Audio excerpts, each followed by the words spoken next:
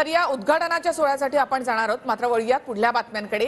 तर श्रीरामालाच उमेदवारी देण्याची घोषणा करण्याचं भाजपने शिल्लक ठेवलंय अशी टीका संजय राऊतांनी केली आहे। तर प्रभू श्रीराम असा शाप देतील, देशाच्या राजकारणामध्ये उद्धव ठाकरेंचं नावच राहणार नाही असा पलटवार यावर नितेश राणे यांनी केलाय।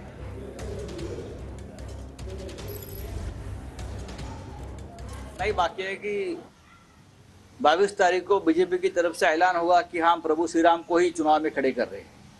हाँ, इतना ऐलान होना बाकी है कि हमारे कैंडिडेट अयोध्या से या कहां से प्रभु श्री राम है। अब यही कहना बाकी है। इतना पॉलिटिक्स चल रहा है राम जी के नाम पर। म्हणून भारतीय जनता पक्ष, एनडीए किंवा राम मंदिराचा कार्यक्रम हा भारतीय जनता पक्षाचा इव्हेंट आहे असा बोंबलणारा संजय राजाराम राऊत आणि त्याचा मालक तुला राम देवता असा मोठा शाप देणार आहे की महाराष्ट्राच्या राजकारणामध्ये उद्धव ठाकरेंचं नावच मिटून जाईल, एवढं अशी परिस्थिती 2024 ला दिसेल।